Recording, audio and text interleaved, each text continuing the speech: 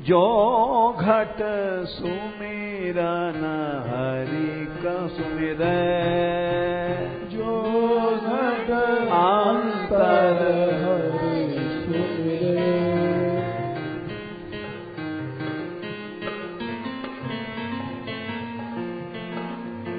जो घट अंतर हरि सुमिरै, जो घट अंतर हरि सुमिरै।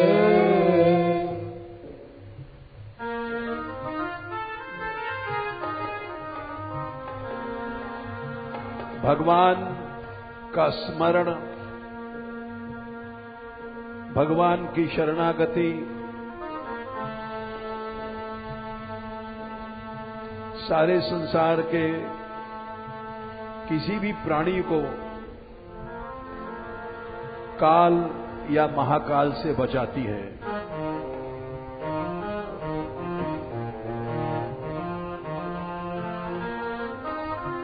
जो घट अंतर हरि सुमिरै, जो घट अंतर हरि सुमिरै।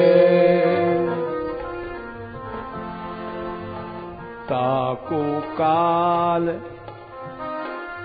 ताको काल रूठी कहा करी है, ताको काल रूठी कहा करी है। ताको काल रूठी कहा करी है, ताको काल रूठी कहा करी है।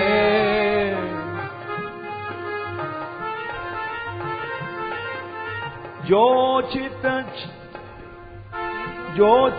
चरण धरै, जो चित चरण धरै।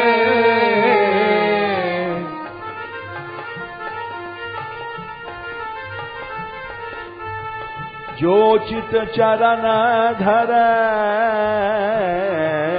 जो चित चरण धरै।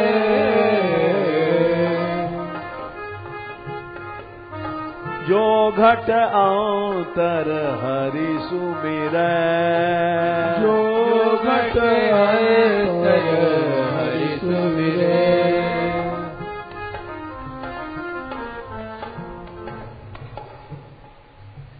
ये सब पद मंत्र हैं।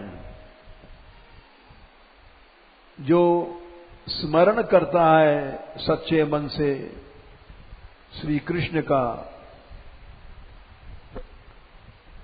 उसको काल महाकाल ये सब कभी नहीं छू सकते। इसलिए हम तुमको एक कथा सुना रहे हैं। राजनगर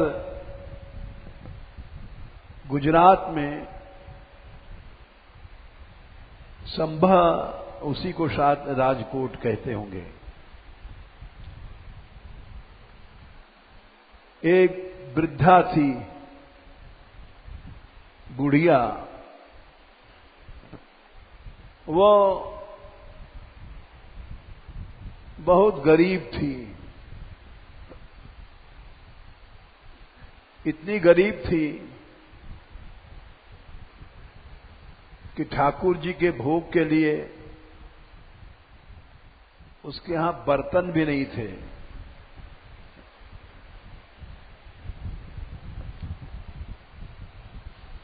भोग बनाती और ठाकुर जी गरम गरम कैसे खाएंगे, चम्मच तो उसके यहां नहीं था। दातून तोड़ करके रख दिया। गोपाल दातून से खीर को चला लेना, ठंडी हो जाएगी तब खाना।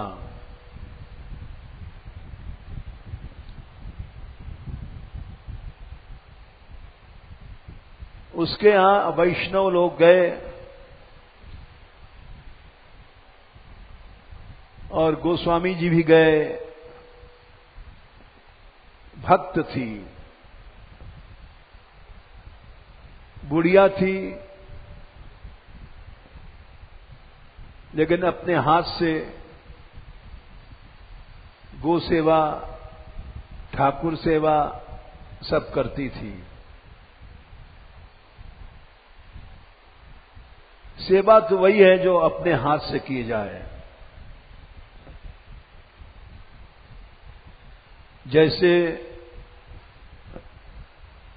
गौशाला में यहां सभी ब्रज भक्त आते हैं और सेवा करते हैं। जो अभागे लोग हैं वे नहीं करते।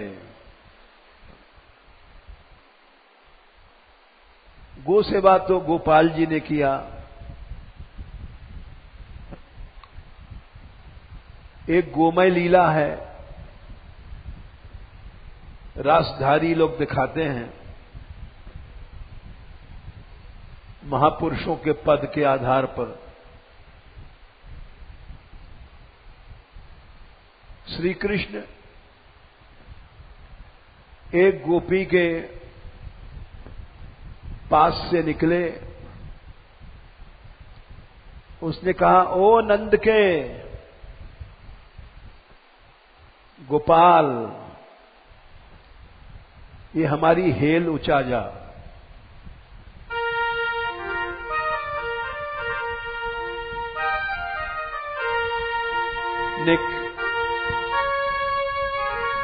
निक हेल ऊंचाए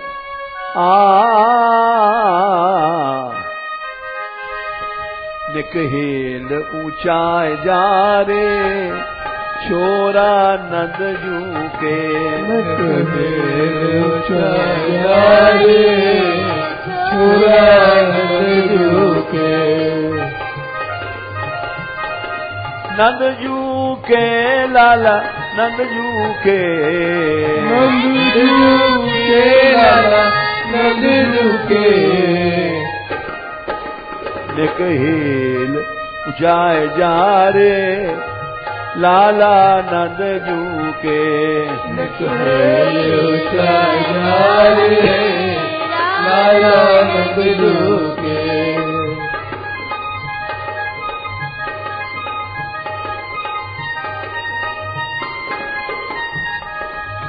भारी हेल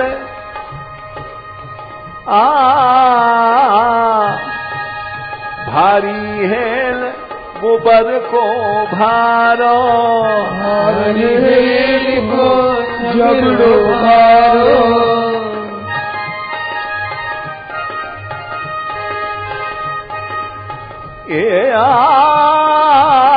भारी हेल गोबर को भारो।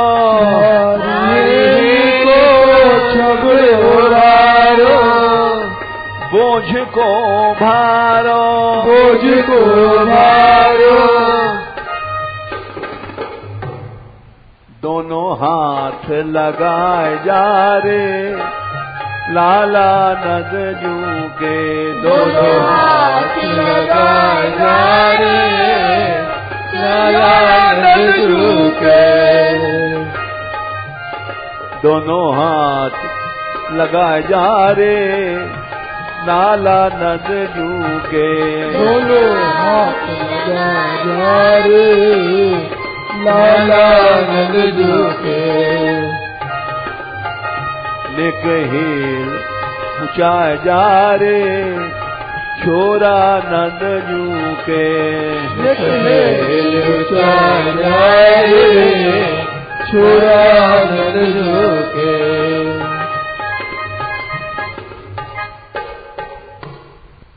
नंदलाल आए और बोले, मैं हेल तो ऊंचा दूंगो, तू कहा देगी? बोले, एक हेल पर एक लौनी। अच्छा, एक लौनी देगी?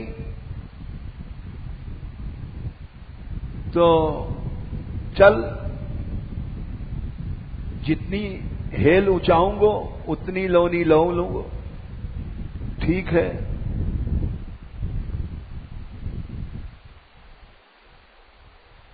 तो गिनती कौन गनेगा? बोले जितनी हेल ऊंचावेगो उतने गाल में ठप्पे लगा दूंगी। गिनती तू गिन लीजो। बोले ठीक है। हेल ऊंचा करके नंदलाल चले, एक गाल में ठप्पा मार दिया गोबर को। ये गोमय लीला कहते हैं इसको, रास में दिखाई जाती है।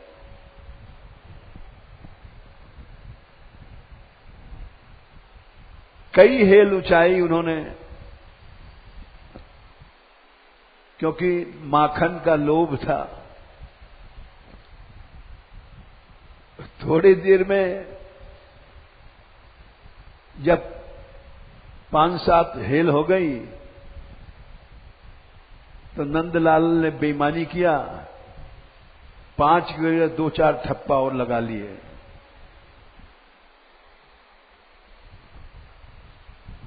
गोपी बोली, ए बेईमानी कर रहे हो है? 5 हेल ऊंचाए और तेरी गाल में 8-9 ठप्पा हैं।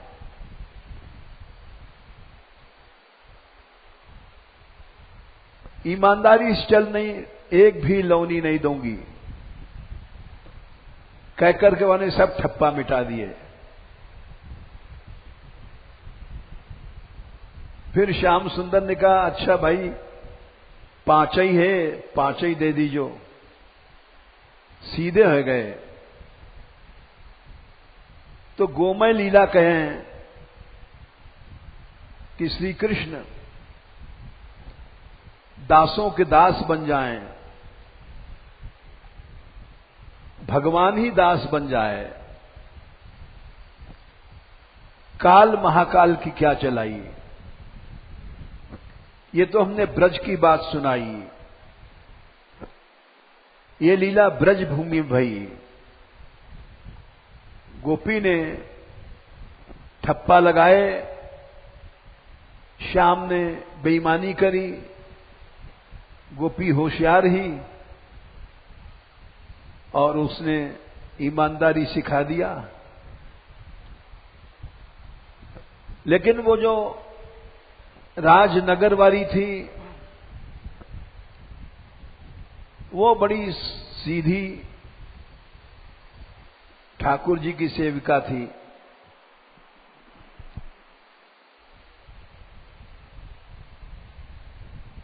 उसने खीर में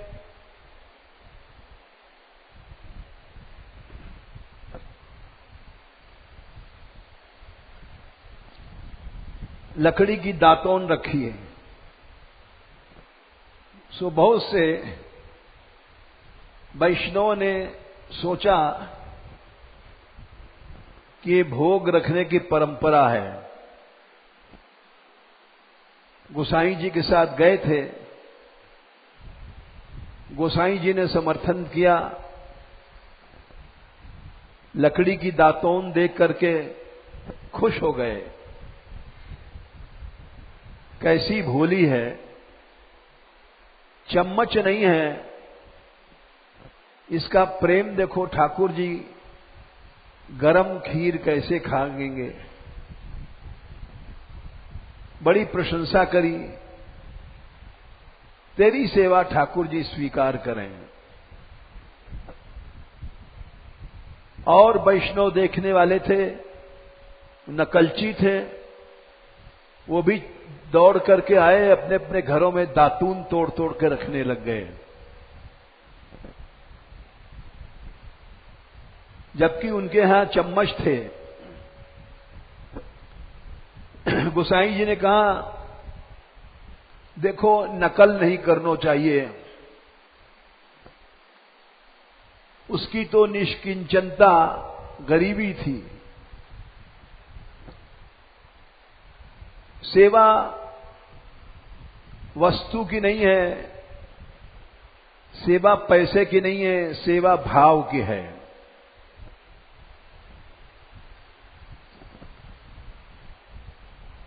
उस बुढ़िया का ये प्रताप था कि वो उसके पास काल गया, बुढ़िया तो थी, और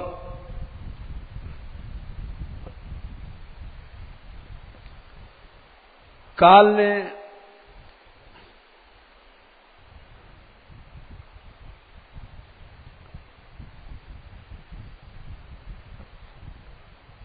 बुढ़िया को देख करके, बुढ़िया ने काल को देखा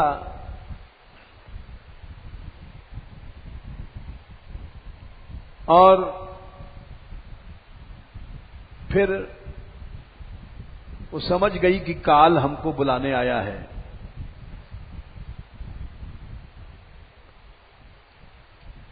उसने पंखा से काल को मारा, जा अबई मैं नहीं आऊंगी।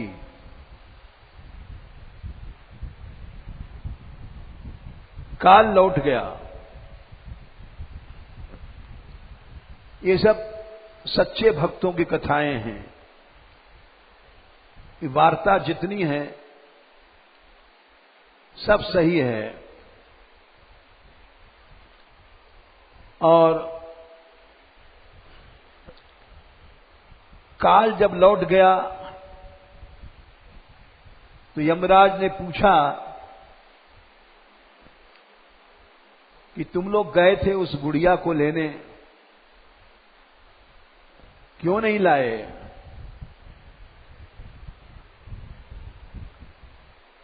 जाओ, उसका समय हो गया। ठीक, ऐसे करके काल कई बार आया, कहते हैं 5 बार आया।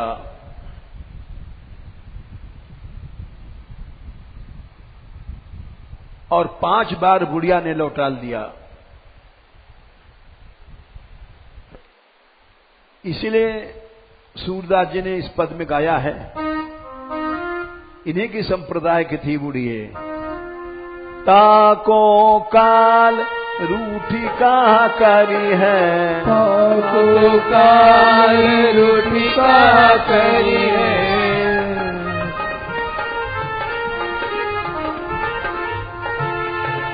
जो चित चरण धरे धरे रे, जो चित चरण धरे धरे,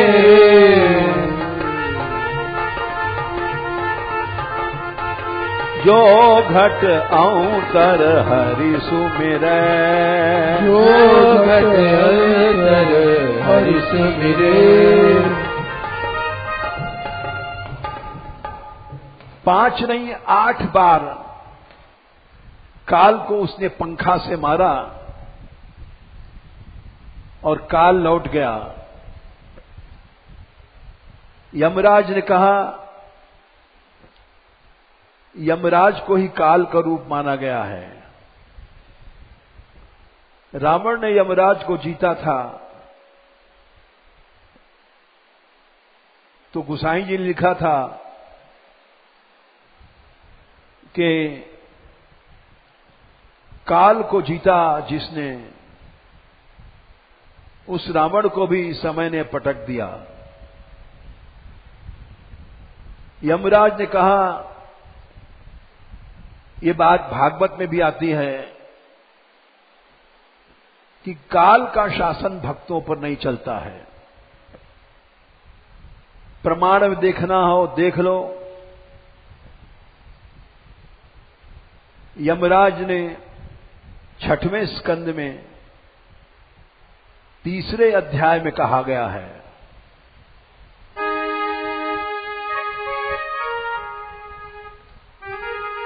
ते देव सिद्ध परिगीत पवित्र गाथा,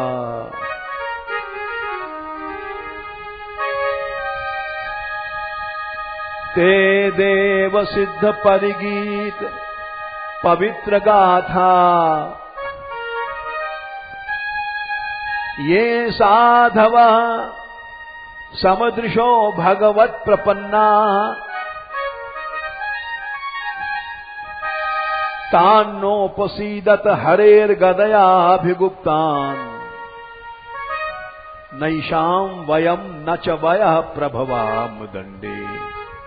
हे मेरे दूतों, भगवान के भक्त तो उनका यश देवता गाते हैं, सिद्ध गाते हैं, सब लोग गाते हैं। ये साधवः समुद्रशो भगवत प्रपन्ना, उनके पास मत जाना, भगवान की गदा उनकी रक्षा करती है। नैषाम वयम न च वयः, हम जैसे धर्मराज यमराज, तो क्या वयः माने काल भी उन पर उनका कुछ नहीं बिगाड़ सकता। नैषाम वयम न च वयः प्रभवाम दंडे, काल का उन पर कोई प्रभाव नहीं पड़ता। ताको काल रूठी कहा करी है, ताको काल रूठी कहा करी है, ताको काल रूठी कहा करी है, ताको काल रूठी कहा करी है, जो चित चरण धरे, जो चित चरण धरे,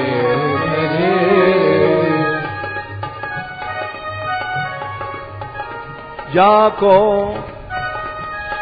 जो घट अंतर हरि सुमिरै, जो घट अंतर हरि सुमिरै।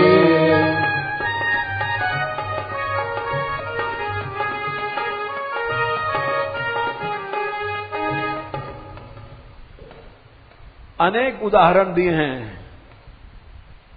कोपे तात प्रहलाद भगत को नाम ही लेत जरे, खंब प्राण नरसिंह प्रकट भय, असुर के प्राण हरे, अजहू लगी उत्तान साध तान पाद सुध, अविचल राज करे। ध्रुव जब चलने लग गए हैं तो काल आया है। बोले महाराज, हम आपके ऊपर हमारा प्रभाव नहीं है, लेकिन भगवान का नियम है, इसलिए मैं अंतिम समय सबके पास जाता हूं। और ध्रुव ने एवं उत्तान पदः पुत्रो, उन्होंने पांव से उसको काल को सिर पर पांव रखा। मृत्योर मूर्धि पदम दत्वा आरुरोह अद्भुतम गृहम, काल के मस्तक पर पांव रख करके कि भगवान की मर्यादा भी नहीं टूटे। आरुरोह मृत्यो मूर्धि पदम धत्वा आरुरोह अद्भुतम गृहम, काल के मस्तक पर पांव धर करके ध्रुव जी उस विमान पर चढ़ गए जो विमान लेने आया था। हम लोगों को विश्वास नहीं है, ये हमने भागवत का प्रमाण दिया, गोसाई जी का प्रमाण दिया कि जिस रावण ने काल को जीता था,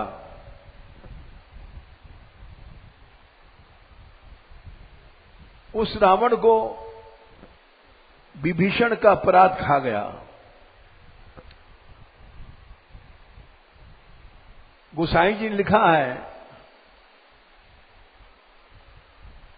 कि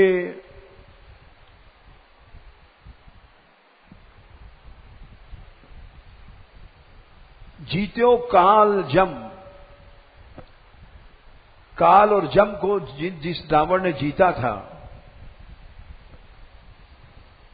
आज वही अनाथ पड़ा है युद्ध भूमि में।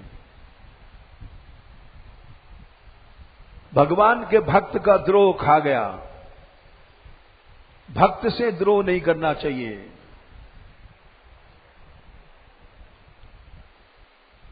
उन्होंने और बहुत से उदाहरण दिया। सभी महापुरुषों ने कहा है, तुलसीदास, सूरदास या अन्य सभी ने, मीरा ने भी कहा है,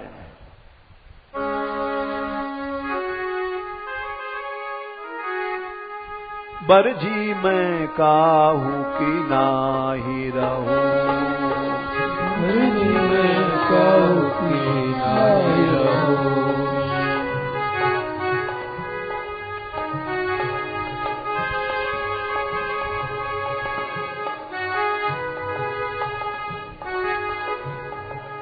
तन मन मेरो सब ही जाओए, तन मन मेरो सब ही जाए। भलो मेरो शीश लहूं, भलो मेरो शीश लहूं।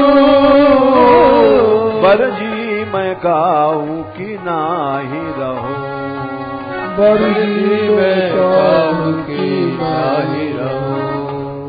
मेरा सिर काट दो, फिर भी मैं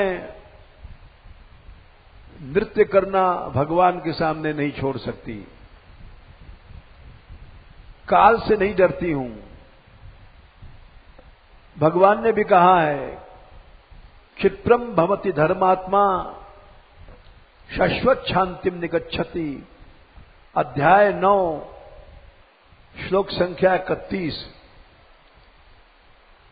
कौन्तेय प्रतिजानी है न मे भक्त प्रणश्यति। हमारे भक्त का नाश नहीं होता है, हमारा भक्त कभी नष्ट नहीं होता।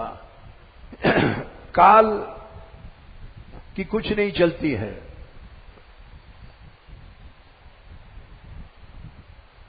ये हम इसलिए सुना रहे हैं कि जो भक्त होते हैं सच्चे, जैसे वृद्धा डोकरी ने 8 बार काल को लौटाल दिया,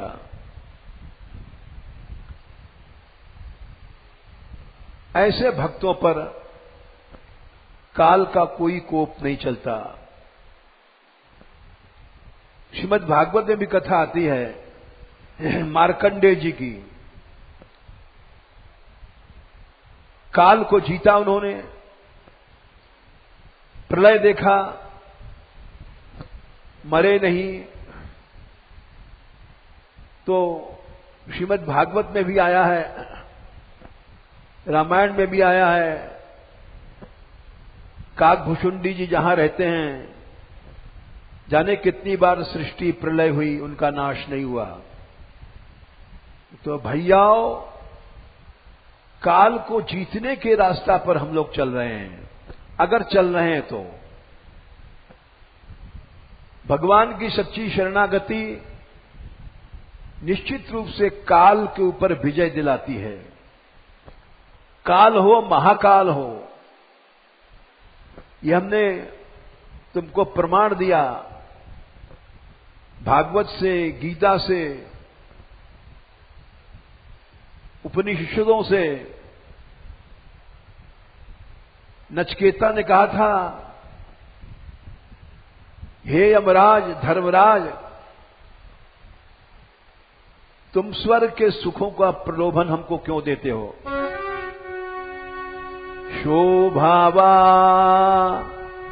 यदंतकैतते सर्वेन्द्रियाणाम जरयन्ति तेजः। ये तीनों लोक के जितने भोग हैं, शोभावा के बीच में अकार है, स्व अभाव, कल नहीं रहेंगे ये सब भोग। ये स्त्री, पुत्र, लड्डू, पेड़ा, ये आज यहीं, कल नहीं रहेंगे। शो अभावा यदंतकैतत्, अंतक मन हे काल, हे मृत्यु, सर्वे इंद्रियाणाम जरयन्ति तेजः। ये भोग तो जीव के सभी इंद्रियों के तेज को जला देते हैं। अपि सर्वम जीवितम अल्पमेव। ईश्वर का जीवन थोड़ी देर का है, एक कल्प तो एक बूंद के बराबर है। तवैवाहास तव नृत्य गीते। ये बंद कर दो अप्सराओं का नाच। ये वाह घोड़ा, ऐरावत हाथी, ये वाहन जितने विमान हैं, इन सबको बंद कर दो। ये हमको नहीं चाहिए। हमें तो वही चाहिए, अविनाशी पद, जिसके प्राप्त होने से काल का भय समाप्त हो जाता है। सेवक कैसा चाहिए? सर्वात्म भाव का समर्पण जिसमें है। एक भक्त थे नानक चंद जी। ये भी राजनगर, शायद राजकोट कहते हैं जिसको,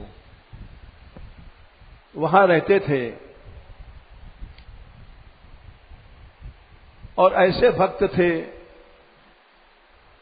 भक्ति करो, दंभ नहीं हो, दिखावा नहीं हो। देना हो इस हाथ से दो, इस हाथ को भी खबर नहीं पड़े। ऐसे ऐसे भक्त हैं। वही सेवा सेवा है। जिस सेवा के पीछे यश की और नाम की, सम्मान की इच्छा होती है, वो सेवा सेवा नहीं है। हमारे मान मंदिर में ऐसे ऐसे सेवक हैं, जाने कितनी साल से यात्रा चला रहे हैं और उनका नाम भी कोई नहीं जानता। सच्चे सेवक हैं। और वही सेवा सेवा है।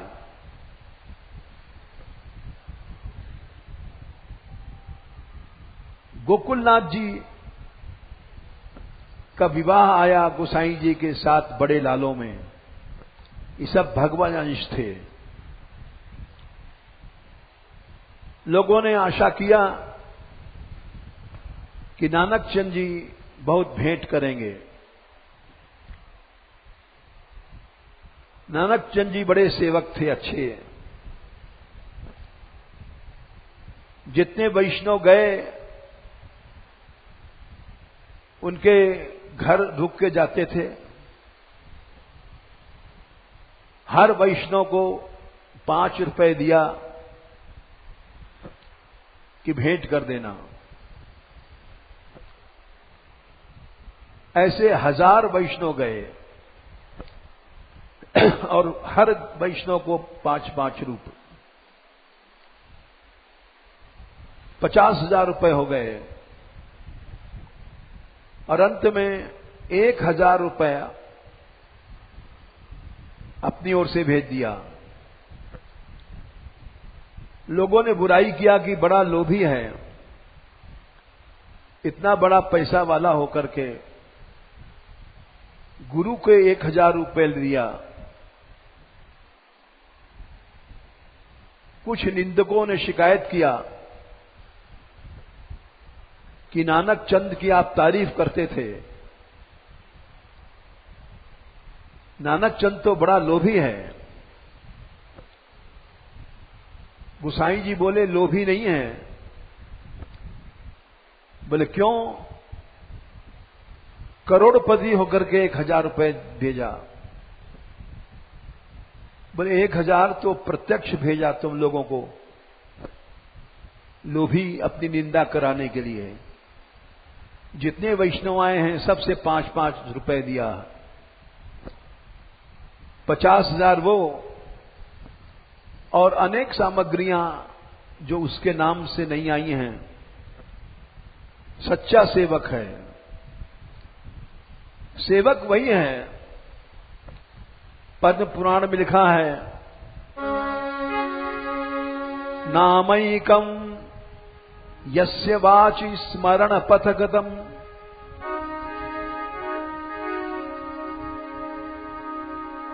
एक भी भगवान नाम जिसके जिह्वा से आ गया, स्मरण में आ गया,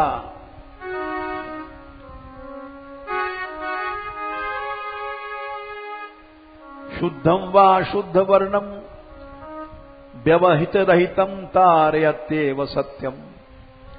एक नाम भवसागर से पार होने के लिए काफी है।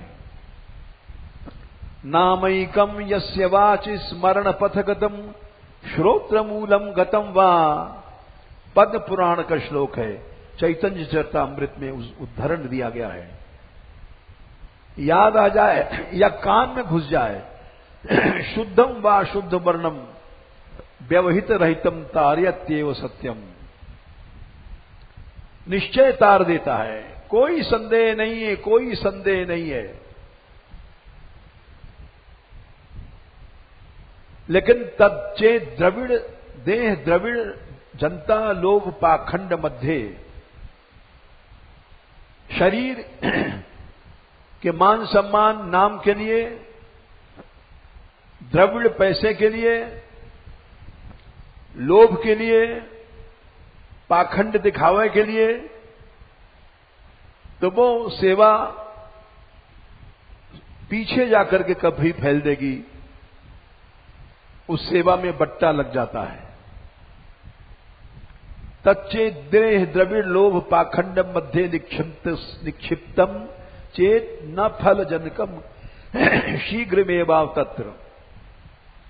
शीघ्र फल नहीं मिलता, इसलिए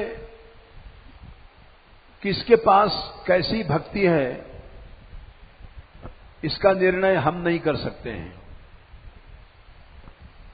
इसका निर्णय तो भगवान ही करता है।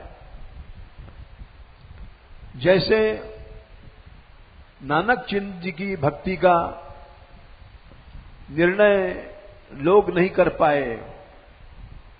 लोग तो यही कहते रहे बड़ा लोभी है,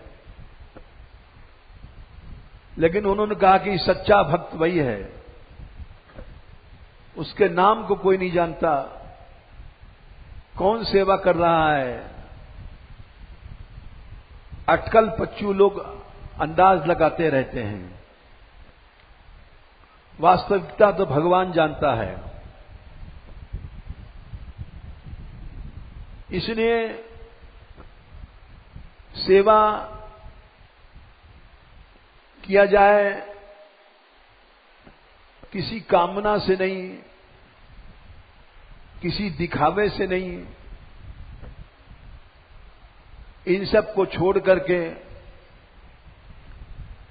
श्रीमद् भागवत में लिखा है, सेवा वो होती है जिसमें 14 गुण होते हैं। 7 गुण ग्राह्य, 7 गुण त्याज्य। देवहूति जी ने सेवा किया था।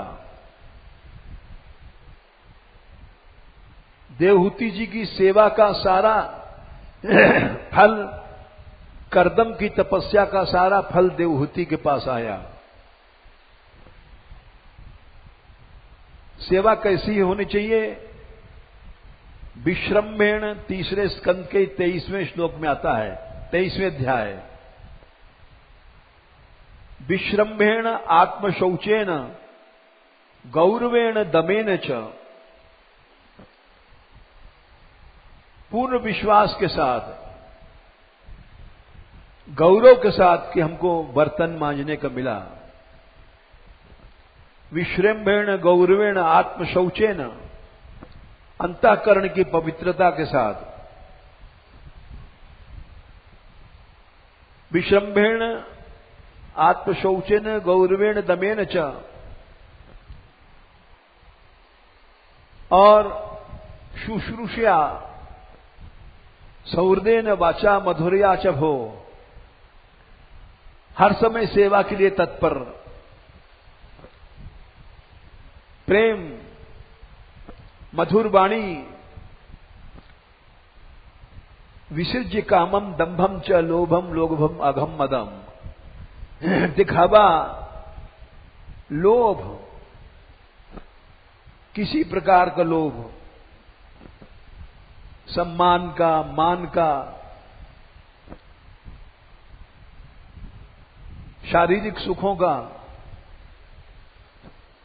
दिखावा, लोभ, ये सब छोड़ करके ये 7 त्याज्य गुण हैं, 7 ग्राह्य गुण हैं, 7 7 14 ये सेवा के अंग होते हैं। जैसे करदम जी की सारी तपस्या देवहूति के पास आ गई, तपस्या करदम जी ने क्या, तप का सारा तेज देवहूति के पास चला गया। वैसे ही भगवान का सारा, भगवान की श्री, भगवान का अनुग्रह,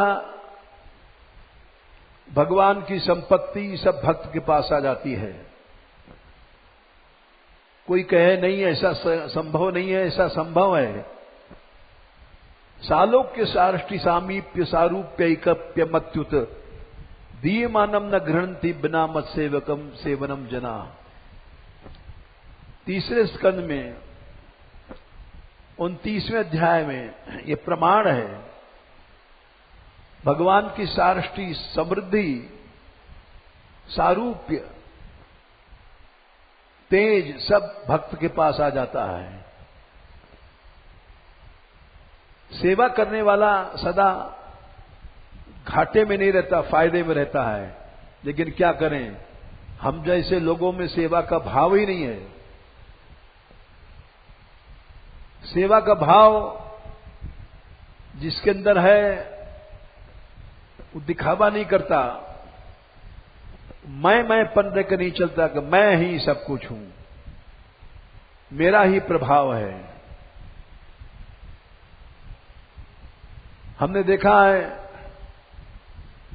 बहुत से लोग जिनका कोई प्रभाव नहीं है, वो समझते हैं मेरे कारण सब चल रहा है काम, गौशाला मेरे कारण चल रही है, ये सब मेरा प्रभाव है। ये सब सेवा के दोष हैं। हमारा तुम्हारा तो कुछ नहीं है, व्यर्थ में अहंकार करते हैं। तो इससे जो कुछ सेवा भी होती है नष्ट हो जाती है। इत्याज्य 7 दुर्गुण जो हैं वो मनुष्य की उत्तम से उत्तम सेवा को भी नष्ट कर देते हैं। जैसे भगवान ने दुर्योधन के मेवाओं को ग्रहण नहीं किया। सबसे ऊंची प्रेम सगाई, सबसे ऊंची प्रेम सगाई। दुर्योधन ने कहा कृष्ण हमारे यहां भोजन करो। भीष्म ने कहा हां जनार्दन। द्रोणाचार्य ने कहा, लेकिन एक व्यक्ति के अहम ने उस सारे समाज को भगवान ने छोड़ दिया। वहां एक क्षण भी नहीं रुके। भीष्म खड़े हैं, द्रोण खड़े हैं, कृपाचार्य खड़े हैं, और भगवान ने कहा सारथी दारुक रथ हाँको। बोले कहां? ले चलो गंगा किनारे। ले गया। बोले वहां ले चलो गंगा किनार, जहां विदुर की झोपड़ी है। सबसे ऊंची प्रेम सगाई, सबसे ऊंची प्रेम सगाई। एक बात और कहा है। दुर्योधन ने कहा कि जनार्दन कृष्ण आप भोजन कहां करेंगे? बोले विदुर के यहां। अरे दासी पुत्र के यहां?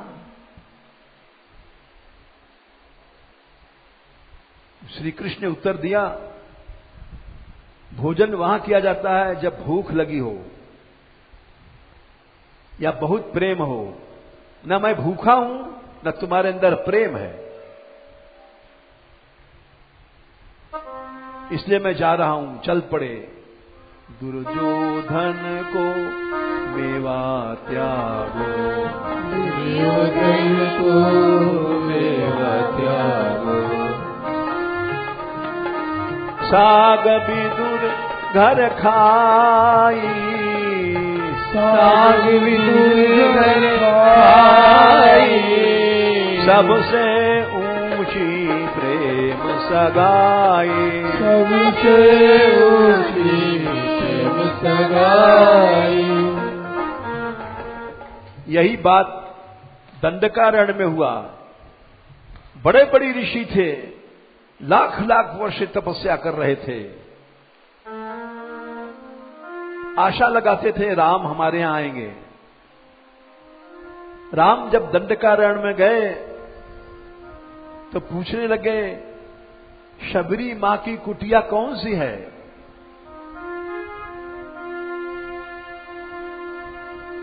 सब ऋषियों ने अपने अपने झोपड़ाओं में कंद मूल फल तैयार कर रखे थे कि राम आएंगे हमारे यहां भोग लगाएंगे। लेकिन राम गए भी नहीं वहां, भोग लगाना तो दूर रहा। वहां गए जहां शबरी ने चाक चाक के जूठे बैर जो मीठे थे वो रख लेती थी। जूठे फल शबरी के खाए, जूठे फल शबरी के खाए। साग विदुर घर खाई, साग विदुर घर खाए। सबसे ऊंची प्रेम सगाई, सबसे ऊंची प्रेम सगाई। शबरी के यहां गए और उसके मुंह के चाखे भर जूठे फल भगवान ने संकोच नहीं किया, मान सम्मान नहीं सोचा कि मैं चक्रवर्ती सम्राट का लड़का हूं और भगवान साक्षात हूं और एक भीलनी का जूठा बैर खा रहा हूं। भगवान ने सेन भक्त का रूप बना करके, नाई का रूप बना करके राजा राम बंघेला राजा की सेवा किया। क्यों? मालिश करने गए एक नाई को रूप बना करके। सेन नृपत घर सेवा कीने, प्रेम विवश नृप सेवा कीने। आप बने हरि नाई, आप बने हरि नाई। आ प्रेम विवश नृप सेवा की, प्रेम विवश नृप सेवा की। भगवान नाई बन गए और जैसे भोजन करने के बाद भंगी या चांडाल लोग जूठन उठाते हैं, वैसे श्री कृष्ण ने युधिष्ठिर के यज्ञ में जूठन का छबड़ा सिर पर लदा द्वारकाधीश महाराज और जूठन की पत्तल फेंक रहे हैं। राजसुयज्ञ युधिष्ठिर कीनो, राजसुयज्ञ युधिष्ठिर कीनो। आप जापन जूठ उठाई, आप जूठ उठाए। यज्ञ के पहले सेवा का बंटवारा हुआ, कौन सेवक क्या करेगा। दुर्योधन को अच्छी सेवा दी गई, वो राजा था, राजाओं को सत्कार करना, कर्ण को दान की सेवा दी गई। इसी तरह से सबकी सेवा बटी। अंत में कृष्ण रह गए। बोले आप, बोले मैं तो अपने पसंद की सेवा लूंगा। सोचने लग गए कि अब सेवा रही क्या, सब सेवा तो बट गई। राजाओं के स्वागत की दुर्योधन ने लिया, दान की कर्ण ने लिया, इसी तरह से सबने सेवा ले लिया। बोले आप क्या लोगे महाराज?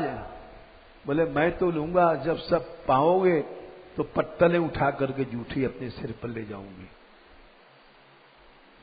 लोग, अरे आप द्वारकाधीश? बोले हां। दौड़ पड़े द्वारकाधीश एक बड़ा सा डला लेकर के और जूठी पत्थल उठाने लग गए।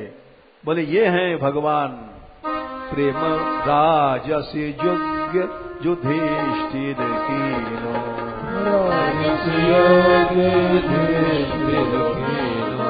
तामे जूठ उठाई,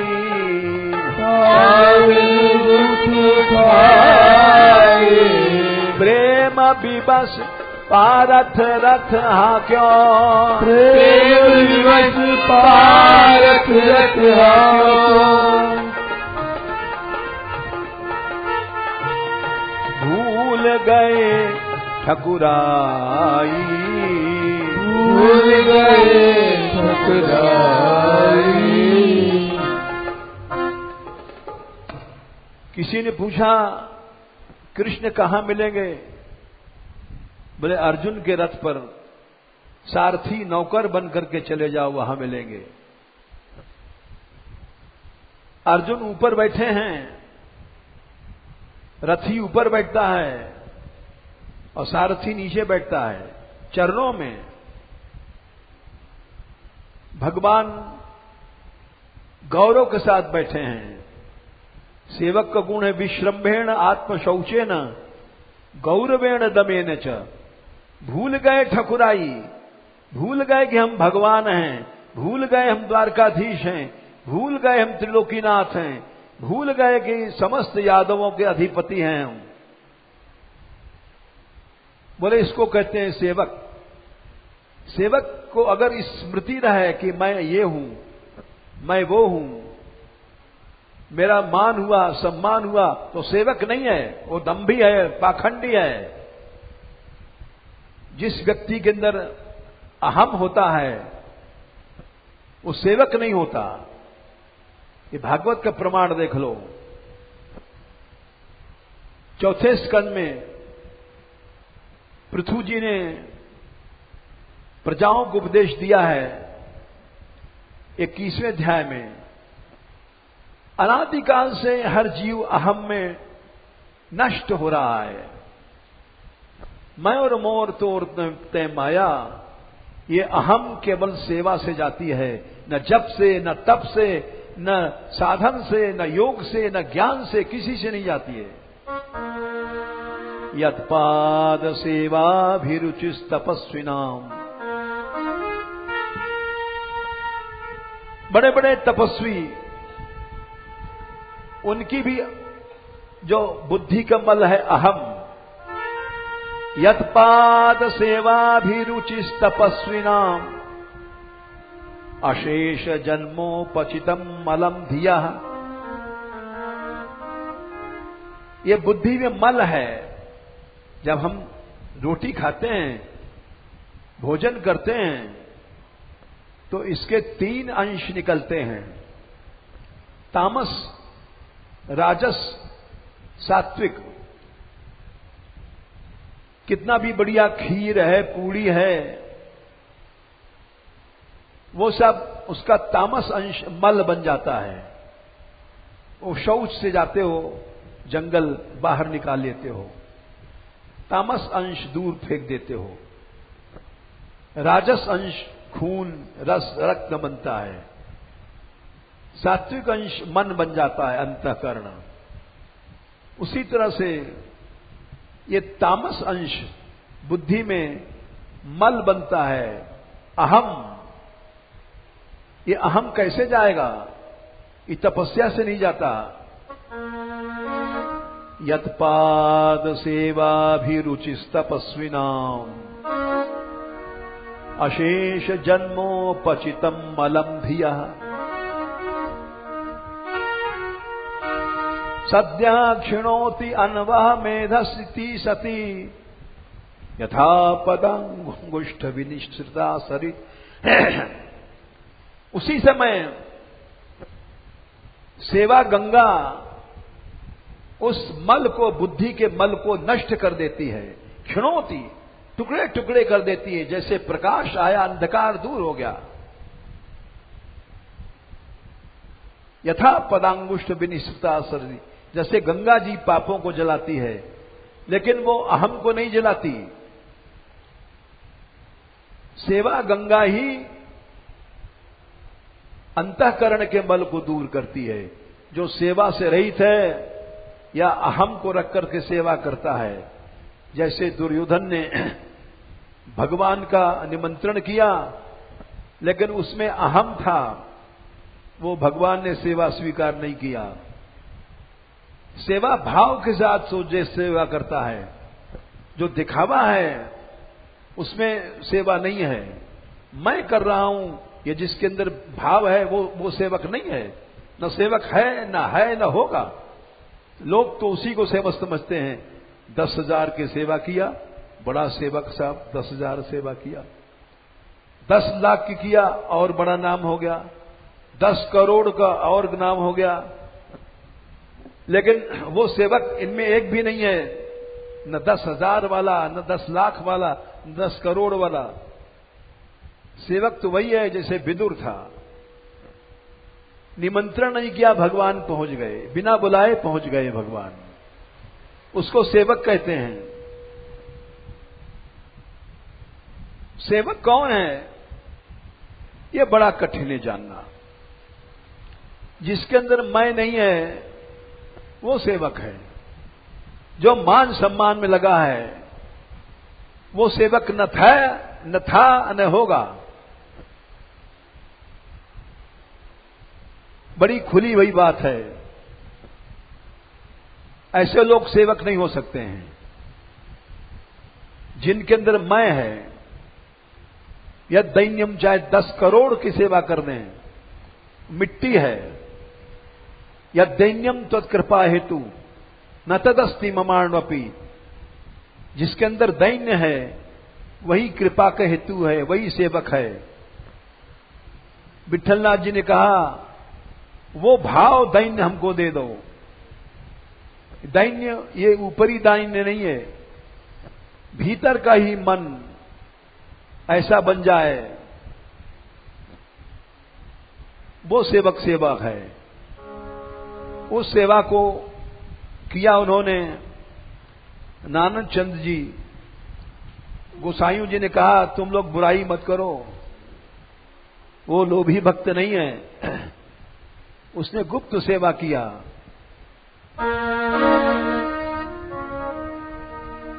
अंत में गोपाल जी गायों की सेवा करते हैं,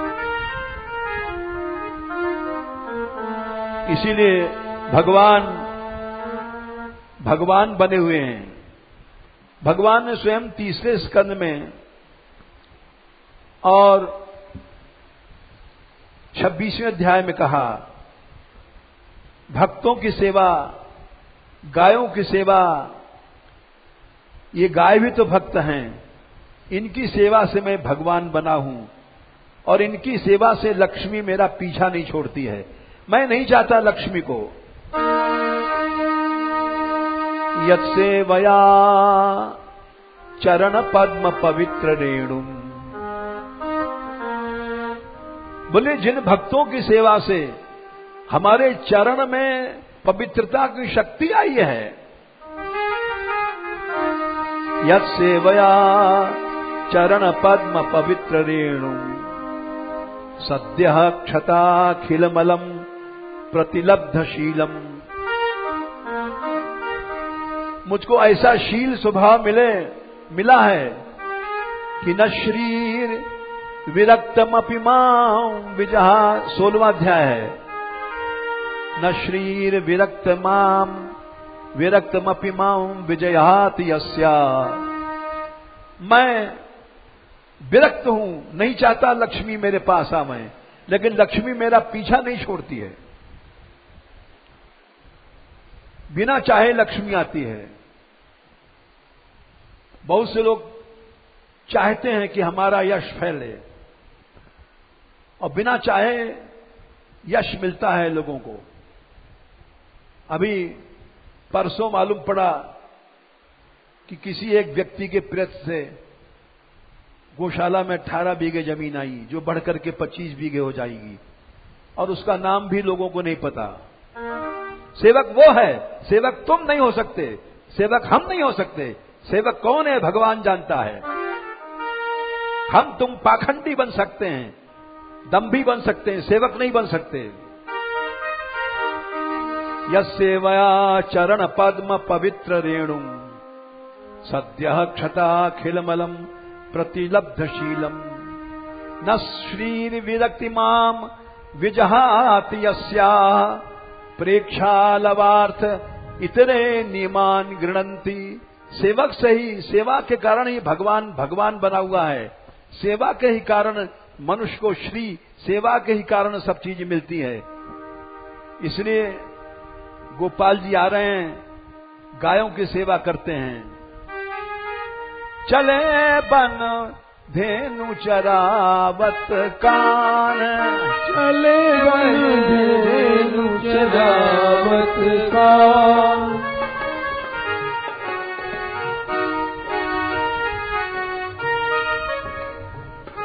गैया चराने जा रहे हैं। गोप बालक कछु सयाने, गोप बालक कछु सयाने।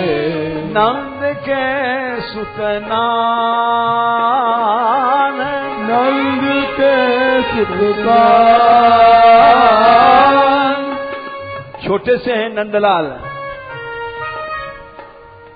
हर्ष सो यशुमती पठाए,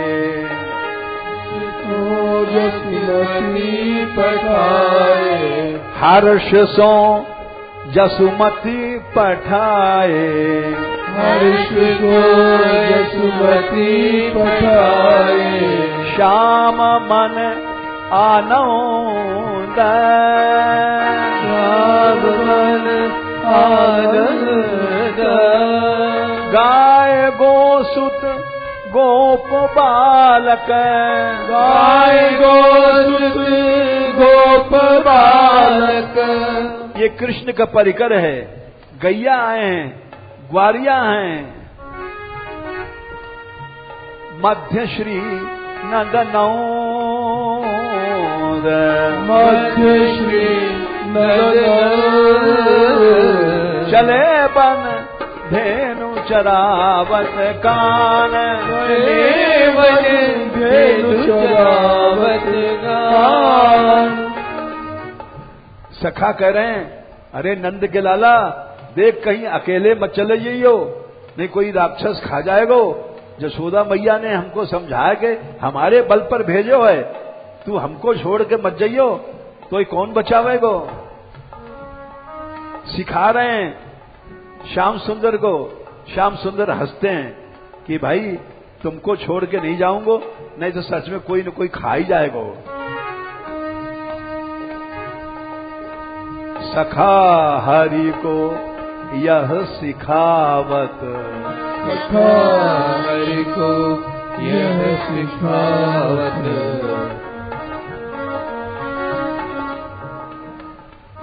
शिक्षा की बात सुन करके कृष्ण मुस्कुराते हैं। देखो इनका कितना प्रेम है। सखा यह सुन, सखा हरि को यह सिखावत, सखा हरि को यह सिखावत। छाण जिन कहूँ जाहू, छाण जिन कहूँ जाहू। हमें छोड़ के नहीं जाना। सघन वृंद वृंदावन अगम अति, सकल वृंदावन अगम अति। अरे नंद के गैल भूल जाएगी, भटक तो रहे वो। असगन वृंदावन अगम अति,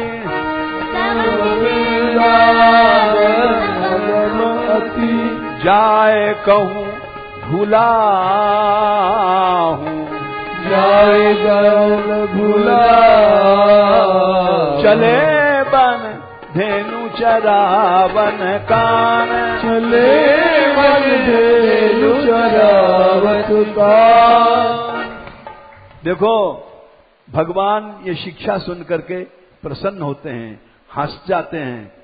और यहां कोई सेठ हो, सेवा कर रहा हो और उसकी शिक्षा दे दो, सेठ जी यहां बैठो, ऐसा तुमको नहीं कहना चाहिए, तो भाव तन जाएगी। वो सेवक कहां है? वो सेवक नहीं है, उस सेवा के ओट में अपने दंभ का पालन पोषण कर रहा है। सूर्य के प्रभु हसत मन में, सूर्य के प्रभु हसत मन में। इसको भगवान कहते हैं। शिक्षा की बात सुन करके प्रसन्न हो जाता है और हमारी तो भाव टेढ़ी हो जाएंगी। अरे हमको शिक्षा देता है, हमारी बिल्ली और हमसे म्याऊ। सूर्य के प्रभु हसत मन में, सूर्य के प्रभु हसत मन में।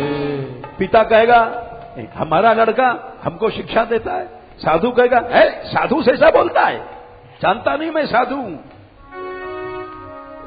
लेकिन भगवान प्रसन्न होते हैं।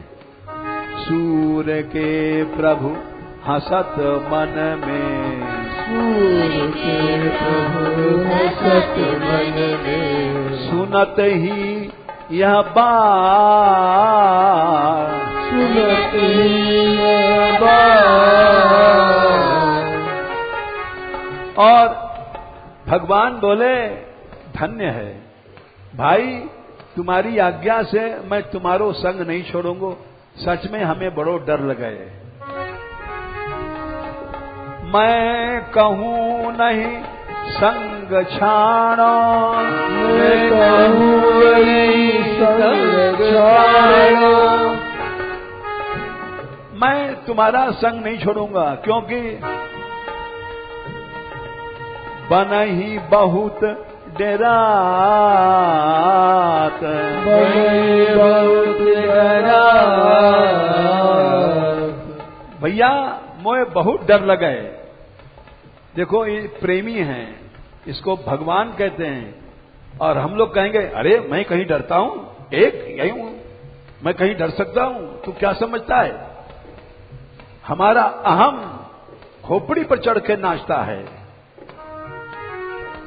सूर्य के प्रभु हसत मन में, सूर्य के प्रभु हसत मन में। सुनत ही यह बात, सुनत ही यह बात। मैं कहूँ नहीं संग छाड़ो, मैं कहूँ नहीं संग छाड़ो। ये बनई बहुत डेरात, बनई बहुत डेरात। चले बन धेनु चरावत कान, चले बन धेनु चरावत कान। जिसके अंदर अहम जरा भी है, न वो प्रेमी है, न भक्त है, न सेवक है, वो केवल पाखंडी है।